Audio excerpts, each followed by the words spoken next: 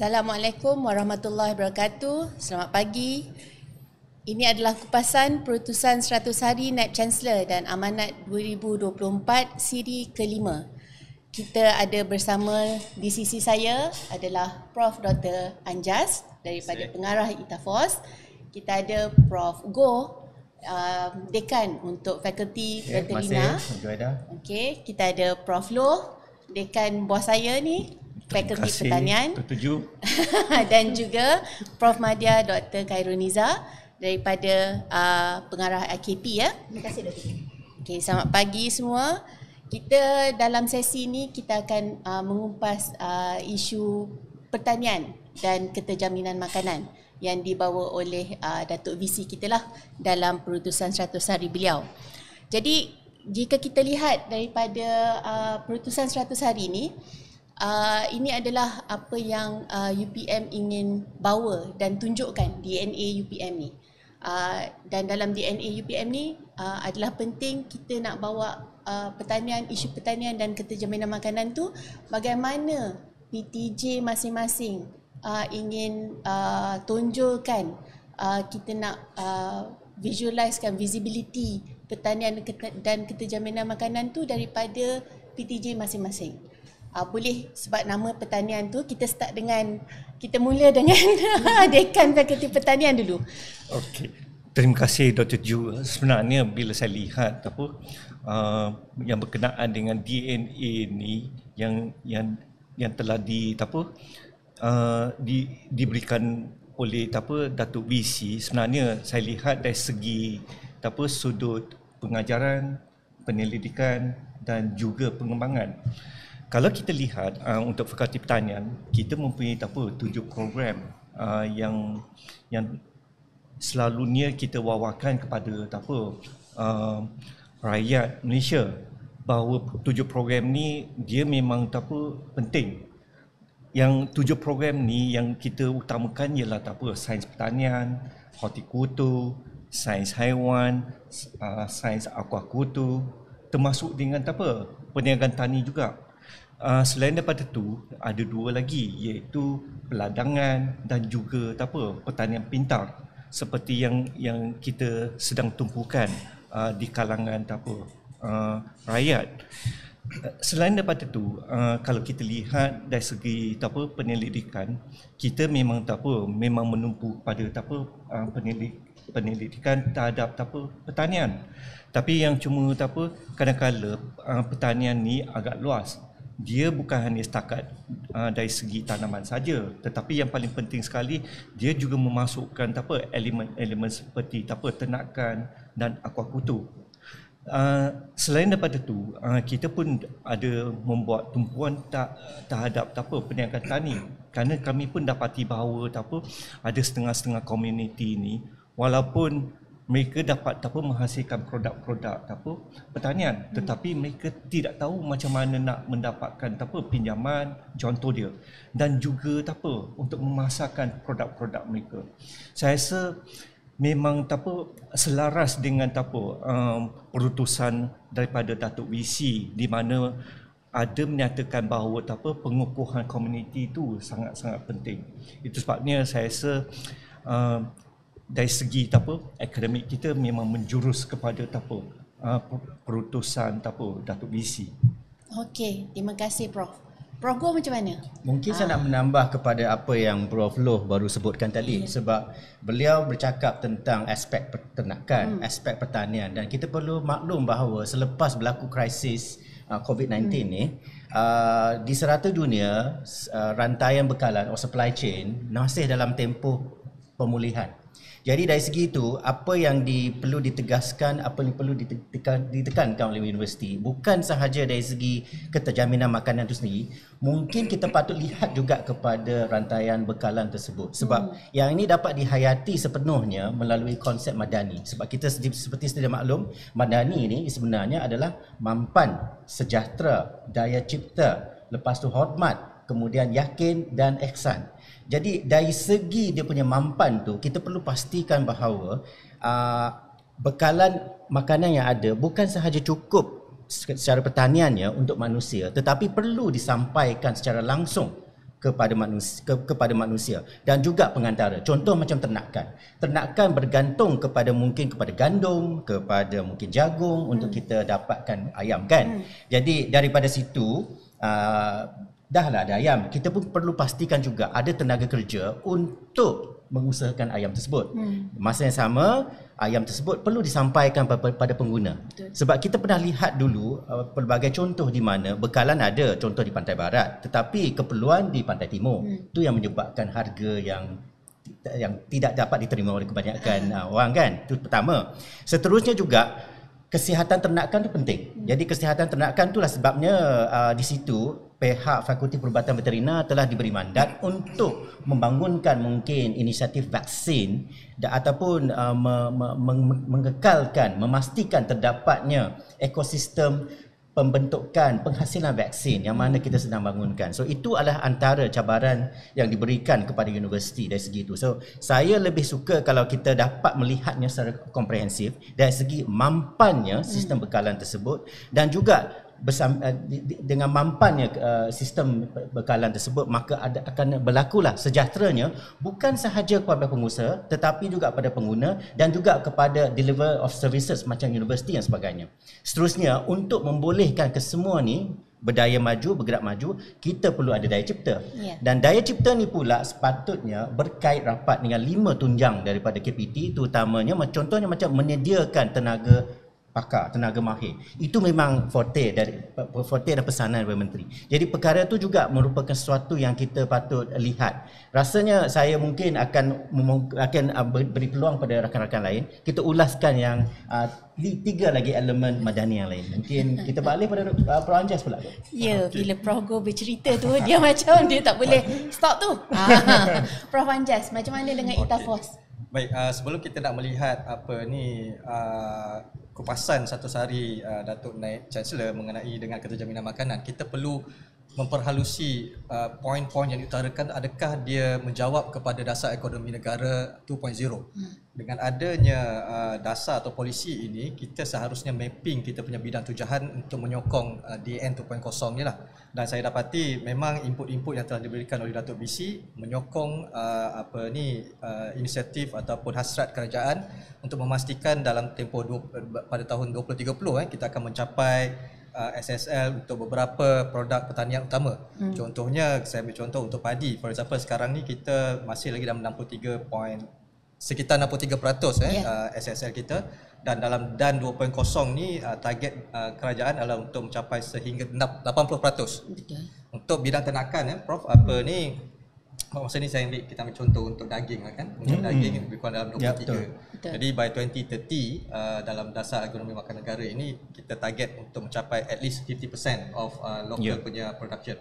Jadi di situ apabila kita mendapat target ataupun kita tahu hala tuju, jadi that's why enabler untuk mencapai itu perlulah dijalankan oleh universiti, perlu dijalankan oleh stakeholder lain seperti komuniti, seperti agensi-agensi yang terlibat. Jadi untuk Itafos sendiri, kita melihat bahawa kita memberi fokus lebih kepada pendidikan, dan pendidikan kita lebih kepada, kali ini lebih kepada applied dan multidisiplin lah bermakna kita akan address isu-isu rakyat.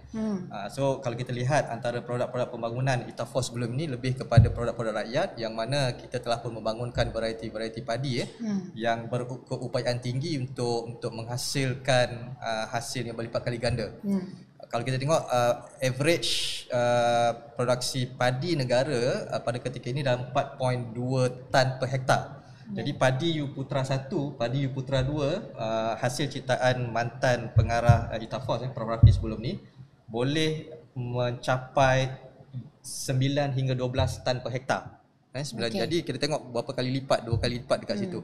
Jadi variety inilah ataupun tujuan-tujuan pendidikan inilah kita fokuskan di Itafos agar kita dapat address komuniti ataupun rakyat punya needs lah, rather than kita fokus kepada research yang menjawab kepada fundamental, menjawab kepada pure science apa semua tu. Itu yang kita dapat bantulah. Dan kita akan terlibat secara aktif dalam membawa True North agenda pertanian dan keterjaminan makanan yang telah dinyatakan oleh Yang Berbahagia Datuk Naib Chancellor. Ya, yang tu pun Datuk VC pernah sebut iaitu apa yang kita nak buat, apa yang kita laksanakan di PTJ masing-masing tu, dia perlu berdasarkan data.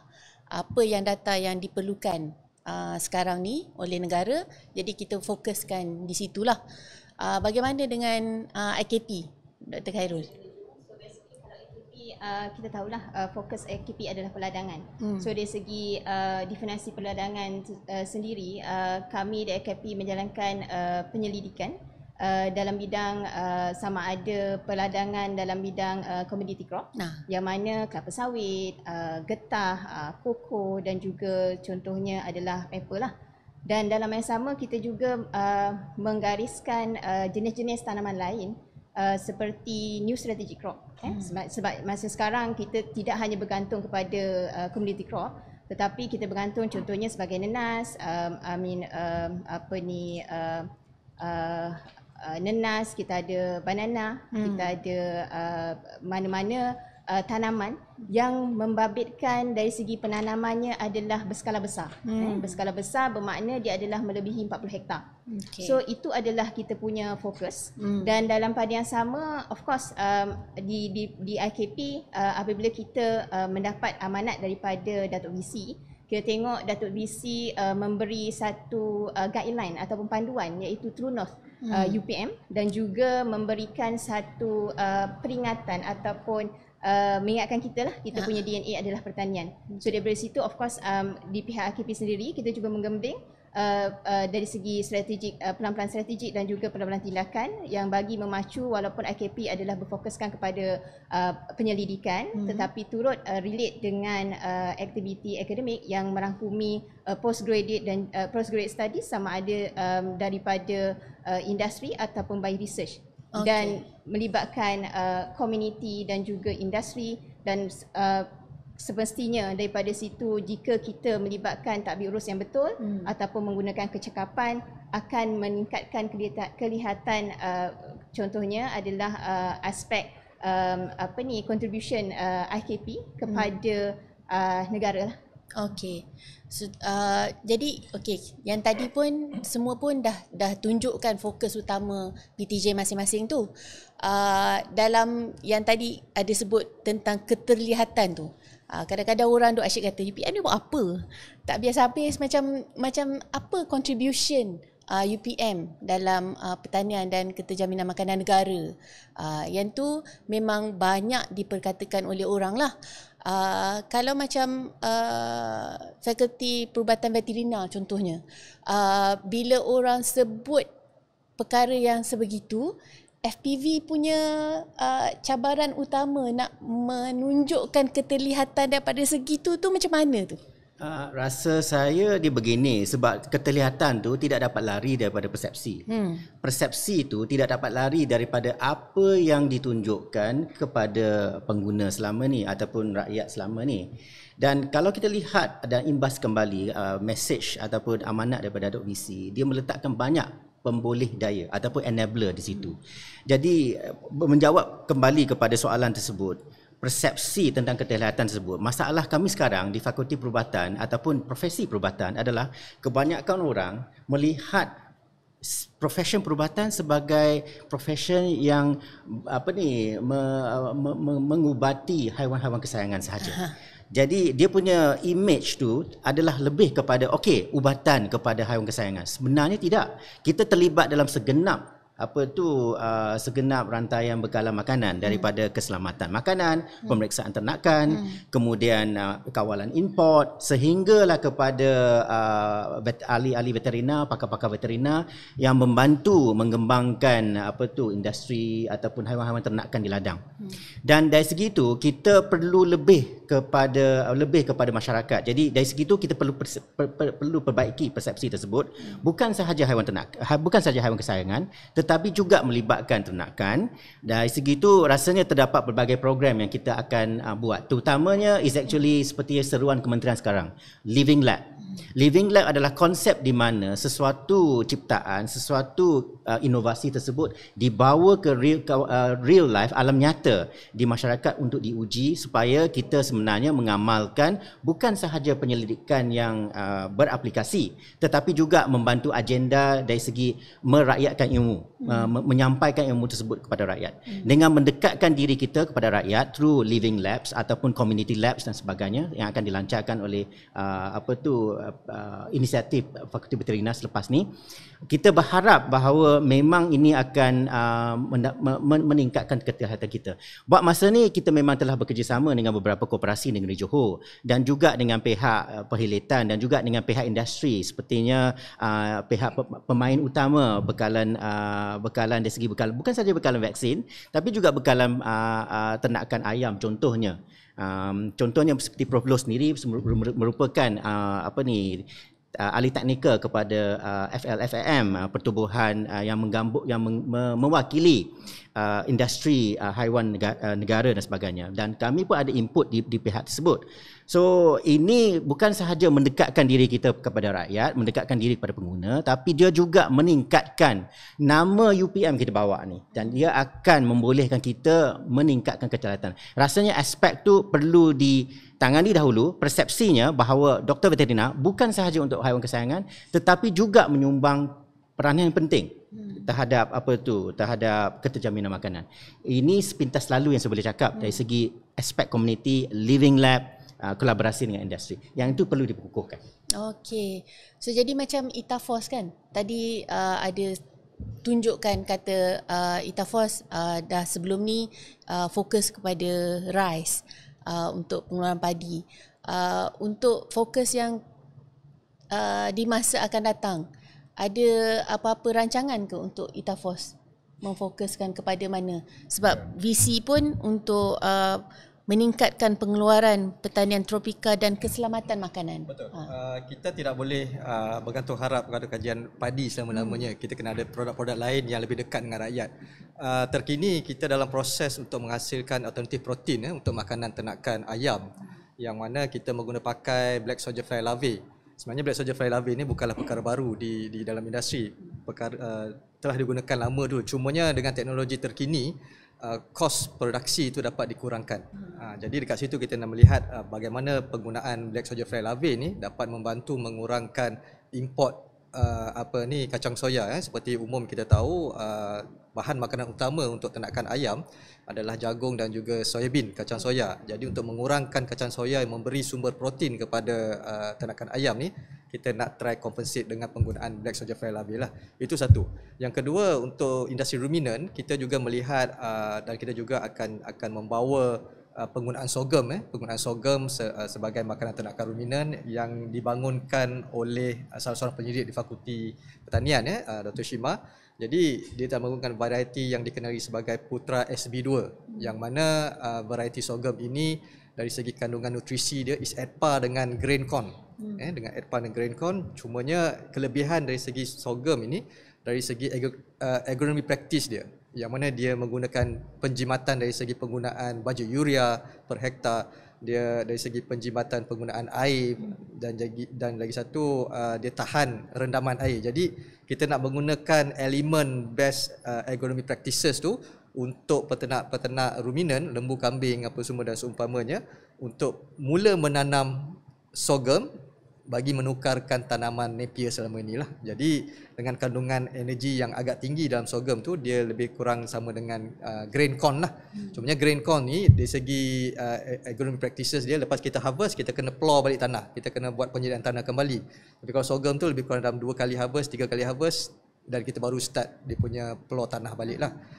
Itu untuk ternakan.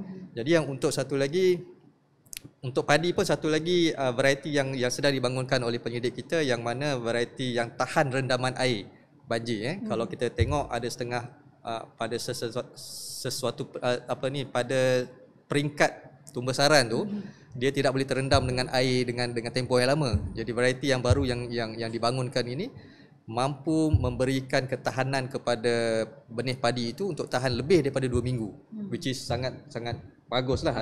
Itu akan Putra Climate Ready. Putra Climate Ready. tengok pada kita punya climate change kan. Dan satu lagi, kalau kita produk yang telah pun dihasilkan oleh kita punya salah satu penyidik di Itaforce, penghasilan rapid detection kit untuk mengesan pencemaran mycotoxin pada bahan makanan tersebut lah. Jadi kita lihat kalau bahan makanan ni kalau contaminated dengan fungus infection akan mengeluarkan toksin, dan kalau ternakan makan ataupun kalau kita sendiri makan produk-produk tu akan menyebabkan keracunan yang sangat serius lah. So those are the produk-produk ataupun bidang tujahan yang Itaforce buat pada masa ini, dan kita juga tengah mengorak langkah untuk bersama-sama kerajaan. Kalau kita lihat dalam bulan lepas, Menteri KPKM yang berhormat Menteri KPKM tu, Mat Sabu tu, dia telah ingin mempopularkan bawang, tanaman bawang, dan sekarang pun Mardi telah pun bermula untuk aktiviti tersebut. Jadi kita di Itaforce kita tak ketinggalan. Jadi kita akan melihat kajian dalam bentuk manakah yang kita boleh meletakkan institut ini dalam kajian tersebut. Sekali lah, Itaforce dia tengok juga daripada pengeluaran macam tadi, tengok rantaian bekalan makanan, so daripada awal sampai ke makanan tu sendirilah. Betul, produk juga pun kita melihat jugalah. So that's why kita ada 4 laboratory yang untuk address setiap rantaian penghasilan makanan di Malaysia lah. So kalau macam IKP kan memang bahagian yang pengeluaran tu lah. Apakah fokus utama yang terdekat sekali yang akan diberi lebih fokus untuk daripada IKP lah, penyelidik di IKP? Okey, terima kasih Dr. Ju. So untuk makluman, IKP seperti saya katakan, kita melibatkan kepada tanaman peladangan yang didefinisikan berdasarkan saiz. So daripada situ sebenarnya kita memiliki 4 fokus utama. 4 fokus utama yang saya boleh katakan dia tu holistik lah. So yang pertamanya adalah dari segi kemampanan agronomi dan juga dari segi untuk mengawal penyakit. So daripada situ dia adalah sebenarnya untuk mengatasi masalah-masalah timbul hasil daripada climate change. Yang mana kita tahu kesan daripada climate change, dia turut memberi kesan kepada kesihatan tanah, kesihatan tanaman dan juga mendatangkan penyakit. So daripada situ kita ada memberi fokus yang tersebut supaya kita dapat menghasilkan produk yang tinggi setelah for example itu adalah sebenarnya proses daripada tanaman hinggalah harvest. Dan fokus yang kedua adalah dari segi mekanisasi, automasi dan juga digitalization. So aspek ini adalah seperti kita tahu, biasanya dalam peradangan tidak lari dari segi masalah kekangan tenaga buruh. Terlebih lagi selepas COVID lah, lebih dengan kekangan dan sebagainya, dan daripada situlah fokus kita adalah memperkenalkan teknologi yang mana boleh diguna pakai untuk menghasilkan output yang tinggi dan juga berkualiti. Dan dalam masa sama, of course kita ingin memelihara alam sekitar.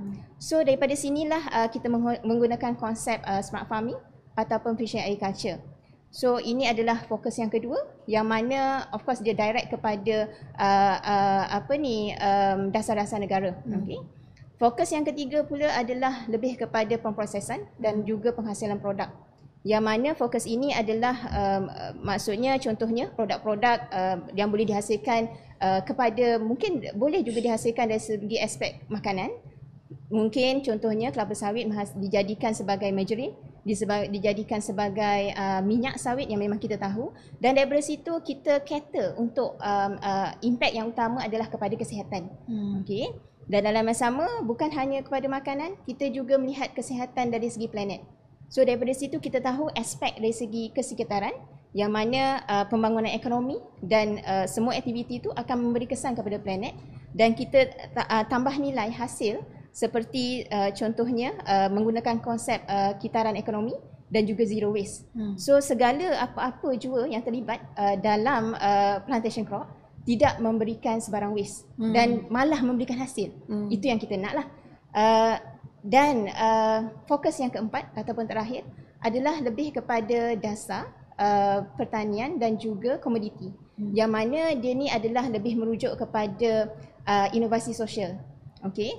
Daripada inovasi sosial tersebut, kita tahulah aspek-aspek seperti kita ingin meningkatkan ekonomi, kesihatan, cara hidup kepada masyarakat. So daripada sini kita nampak, for example, kita boleh kata untuk dasar-dasar, untuk pemfokusan dari segi dasar ni, kita juga lihatlah maksudnya dari segi apa masalah yang dihadapi ya, daripada pemegang taruh ataupun masyarakat, dan juga dalam masa sama contohnya kita memperkenalkan teknologi baru ataupun kita memperkenalkan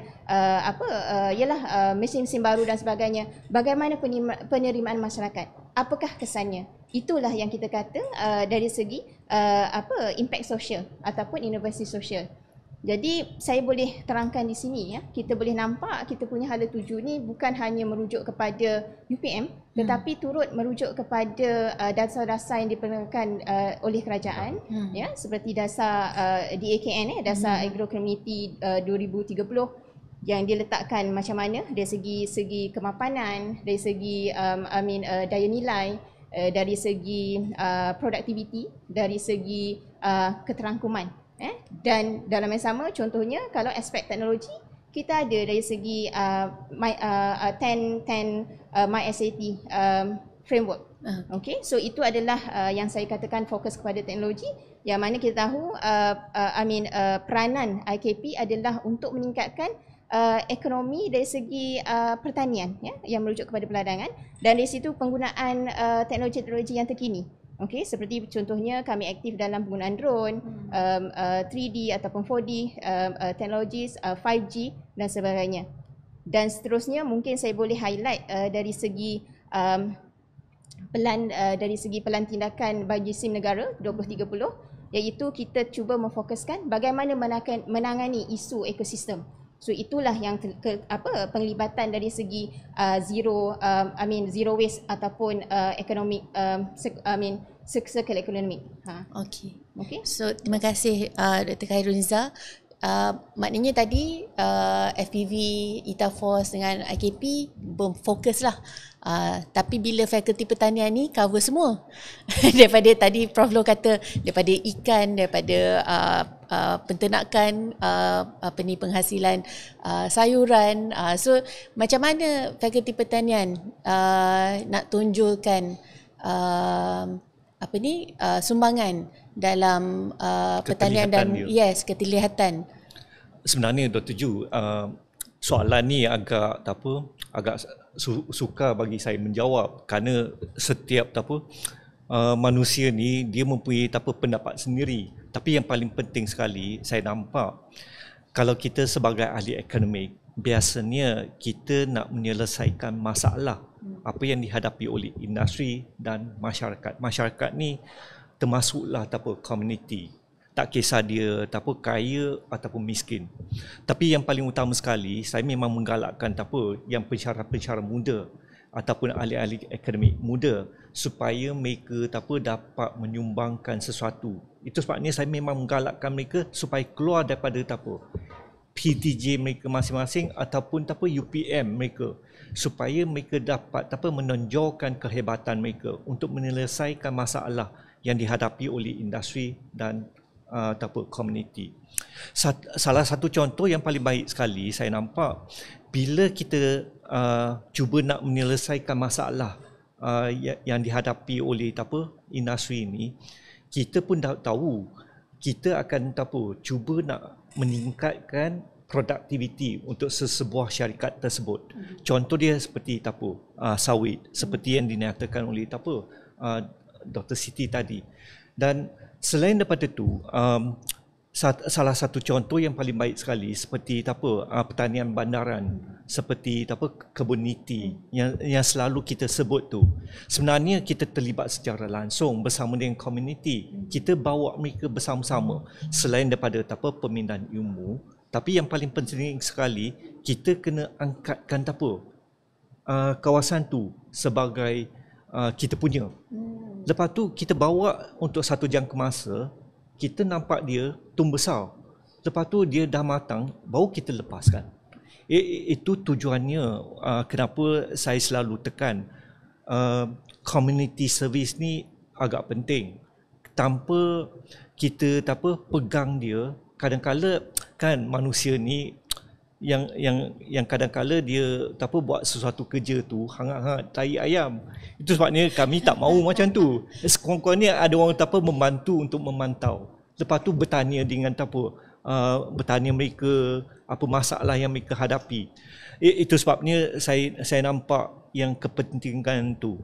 Selain daripada tu, saya pun nampak sebenarnya kerjasama di antara PTJ ni sangat-sangat penting. Contoh dia seperti Itafos, seperti yang dinyatakan oleh Prof Anjas, seperti yang dinyatakan oleh Dr. Siti, IKP. Itu sebabnya saya nampak cuma kemungkinan dulu kita tak banyak berbincang. Lepas tu tak banyak bercakap. Tapi bila saya nampak sebenarnya berbincangan tu sangat penting. Sebenarnya berbincangan tu boleh mencairkan segala halangan kita. Saya rasa kita kena buat sesuatu. Saya rasa dengan cara macam tu kita tak akan seperti yang dinyatakan oleh setengah-setengah pemimpin kita suka buat kerja ni work in silo. Tak memberi kerjasama yang cukup tak rapat sangat. Itu sebabnya saya rasa kita kena buat sesuatu. Kita cairkan halangan tu supaya halangan tu menjadi tak ada. Kalau tidak saya rasa pertanian ni tidak boleh bergerak ke hadapan lagi. Ya, boleh. Persoalan keterlihatan fungsi UPM untuk keterjaminan makanan dan pertanian. Kalau kita lihat sebelum COVID melanda, memang input pertanian tu memang agak kurang lah disiarkan di media massa. Cumanya bila kita lihat apabila COVID dan negara pun telah PKP dalam 2 tahun, banyak rakyat yang telah pun diberhentikan kerja. Jadi kita melihat pada masa itu kerajaan melihat bahawa menghasil bidang pertanian ni ada satu bidang yang penting untuk memastikan kelangsungan semua makanan negara. Jadi dekat situ kita dapat lihat banyak kita punya ahli-ahli akademik dipanggil untuk diwawancara, dijemput untuk wawancara bagi membincangkan cara dan cabaran dan juga bagaimana isu-isu ni boleh diselesaikan lah. Jadi kita lihat since daripada COVID tu banyak kita punya pensyarah-pensyarah di Fakulti Pertanian, di fakulti-fakulti yang lain yang menjawab kepada keterjaminan makanan dan pertanian ni dijemput oleh media-media utama, RTM, TV3, Astro untuk memberikan input dan juga cadangan lah. Jadi kat situ kita lihat keterlihatan UPM dalam membantu pertanian ini dan juga keterjaminan makan ni makin meningkat saban tahun lah selepas post-COVID. Dan sekarang pun memang PM kita pun, PM Expo mengatakan bahawa agenda makanan ni ada sangat penting bagi memastikan kestabilan negara. Jadi dekat situ kita kena leverage on that lah. Okey, masa yang PKP tu memang banyak sesi online. Lepas tu daripada post COVID banyak yang dipanggil oleh media juga kan. Okey, kita rasanya berhenti dulu setakat ni. Kita sambung selepas ni.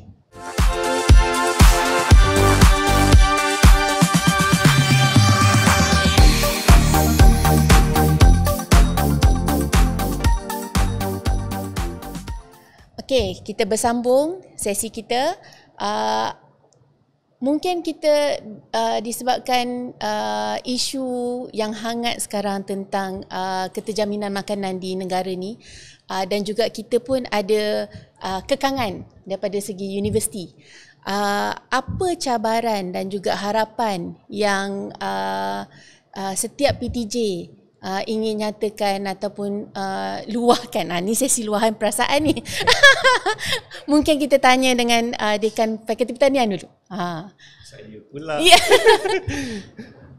Terima kasih Dr. Ju. Sebenarnya apa yang saya nampak buat masa ni, kita lihat kepada yang sambutan daripada pemuda-pemudi ni, remaja ni, di mana bila nak memohon untuk masuk ke UPM, selalunya pertanian ni ialah yang tak pilihan yang tak akhir sekali. Saya pun nampak kemungkinan ini adalah persaingan di antara bidang-bidang yang lain yang mereka utamakan kemungkinan bidang kepada perubatan. Tapi bagi saya sebenarnya pertanian ni agak penting kita pun mendapat satu pengajaran yang baik semasa COVID-19 ni, di mana kita pun tahu masa tu yang bidang yang paling utama sekali untuk sara diri ialah pertanian.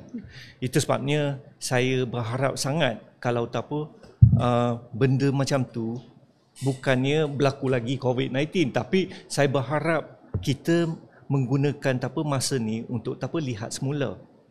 Sebenarnya pertanian ni sangat penting. Itu sebabnya yang cabaran utama ialah minat terhadap pertanian ni bagi di kalangan remaja ni kemungkinan semakin berkurangan. Tetapi macam mana kita nak menggalakkan remaja untuk melibatkan diri dalam pertanian ni. Dan lagipun kita pun menghadapi masalah yang agak besar dari segi buruh, tenaga buruh ni di peladangan. Contoh di ladang sawit, di mana mereka kekurangan buruh. Tetapi kalau kita minta rakyat Malaysia untuk kerja kat ladang sawit ni agak kurang. Mungkin tak ada pun. Itu sebabnya kemungkinan kita kena fikirkan macam mana kita nak menarik minat remaja ni untuk melibatkan diri dalam bidang ni. Selain daripada tu, memang tidak dapat dinafikanlah, sebenarnya dihadapi oleh semua universiti, kita mempunyai masalah ataupun kekangan dana. Itu sebabnya dana ni amat penting. Kalau kita lihat dana ni, tanpa dana, tanpa aktiviti. Tapi saya nampak itu pun adalah satu bukan hanya cabaran, tapi dia merupakan satu peluang juga, seperti yang dinyatakan oleh Progo. Kenapa saya nampak benda tu adalah peluang? Kerana ini akan menyebabkan kita, iaitu pihak pengurusan, kita akan lihat macam mana kita nak kerjasama dengan pihak industri, di mana pihak industri kemungkinan dia mempunyai dana. Dana itu kemungkinan boleh membantu kita untuk menyelesaikan masalah mereka. Di samping tu boleh menjalankan ataupun melaksanakan aktiviti penyelidikan kita di dalam universiti. Dan selain daripada tu, saya pun dapati bahawa dengan ada masalah ni pun menjadi satu peluang kepada kita untuk melihat macam mana kita nak menjualkan ilmu kita. Kemungkinan dari segi mengadakan lebih banyak executive program ataupun lebih banyak seminar yang boleh menjana pendapatan. Saya rasa itu merupakan satu peluang supaya kita lebih lebih tahan lasak lagi. Itu orang kampung biasanya kata macam tu, lebih tahan lasak. Saya rasa ini benda-benda macam ni lah yang kita kena fikirkan. Dan saya pasti dengan adanya peluang yang diberikan tu, saya pasti kita boleh melaksanakan semua aktiviti tanpa halangan. Okey, betul juga. Dia dalam kekangan tu ada peluang. Jadi macam mana di IKP melihat kepada apa cabaran dan peluang yang boleh digunakan? Okey, terima kasih Dr. Ju. So IKP kita memfokuskan kepada penyelidikan. So daripada situ saya setuju dari segi kekangan, mungkin dari segi pendanaan, dari segi penyelidikan daripada situ kita menyelesaikannya dengan bekerjasama dengan industri, sama ada kita kata kita market driven innovation, yang mana kita lihat terlebih dahulu permasalahan yang memang diperolehi daripada industri, dan daripada situlah kita cuba menghasilkan inovasi yang diperlukan. Bagaimana caranya? Kita bekerjasama dengan mereka, kita melakukan roadshow ke industri-industri yang terlibat. So daripada situ kita boleh mengenal pasti kekurangan, contohnya kekurangan apa yang tiada lagi di industri, apa keperluan mereka, dan daripada situlah sebenarnya dalam yang sama ada juga yang mereka datang ke IKP untuk mendapatkan pendapat ataupun mendapatkan teknologi-teknologi yang kita ada. So daripada situ terhasillah grant-grant daripada industri yang memberi dana kepada kami, yang mana kita boleh nampaklah dia punya impact tu lebih menjurus kerana kita terus menyelesaikan masalah mereka.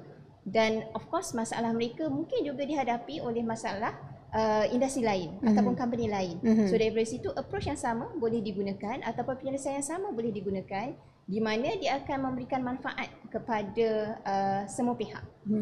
Sebenarnya kita punya panel ni 3 orang ni memang vet ni background dia. Okey, Progo. Mungkin saya nak tambah kepada apa yang diperkatakan oleh Prof. Loh dan Dr. Siti Karunisa tadi berkenaan dengan peluang, dan semestinya kita mesti melihat kepada peluang pendanaan yang lebih berinovatif. Antaranya yang kita boleh buat dan patut gerakkan adalah inisiatif potongan cukai 2 kali PCB di bawah Seksyen 34B Akta Cukai Pendapatan 1967, di mana sektor industri yang menjalankan penyelidikan universiti akan mendapat potongan cukai 2 kali ganda. Sebab kita perlu memikirkan kesemua usaha ni dari segi satu rantaian, di mana kita mengembalikan kepada masyarakat apa yang masyarakat nakkan. Pembangunan industri, ketajiman makanan dan sebagainya. Dari segi itu, sekiranya industri boleh mendapat tahu apa yang mereka boleh mendapat balik daripada inisiatif ni, rasanya pendanaan akan datang dengan lebih bertumpu dan lebih fokus kepada apa yang kita nak. So dari segi itu, kita fokus kepada prinsip asas di mana hormat. That means hormat kepada perbezaan. That means celebrate diversity seperti apa yang dipesankan oleh pejabat TNCPI. Seterusnya adalah apa yang untuk mendapatkan hormat tersebut, kita perlu yakin bahawa the faculty, PTJ kesemuanya boleh deliver. Dan kesemuanya hanya dapat dilaksanakan kalau kita ada aksan. Jadi harapan saya adalah berdasarkan nilai-nilai ini, kita dapat menggerakkan semula agenda ketajiman makanan untuk menyahut amanat visi dan juga kehendak kementerian dan pesanan daripada menteri sendiri. Saja daripada saya. Dan ITAFOS yang terakhir. Okey. Institut bidang tujuan institut of course lebih berfokus kepada penyelidikan lah. Jadi bila penyelidikan ni kita punya isu utama sudah tentulah pendanaan. Seperti mana yang telah dimaklumkan oleh panel kita sebelum tadi, pendanaan daripada pihak industri. Kita juga memberi fokus untuk mendapatkan dana antarabangsa.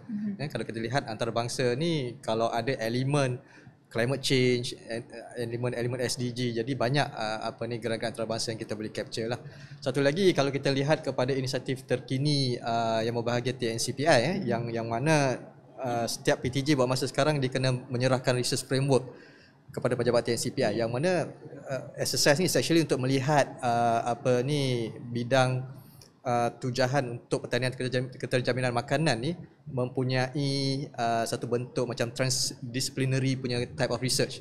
Ini amat penting untuk mengelakkan pembaziran, kerana kalau kita lihat sebelum ni banyak berlaku redundancy.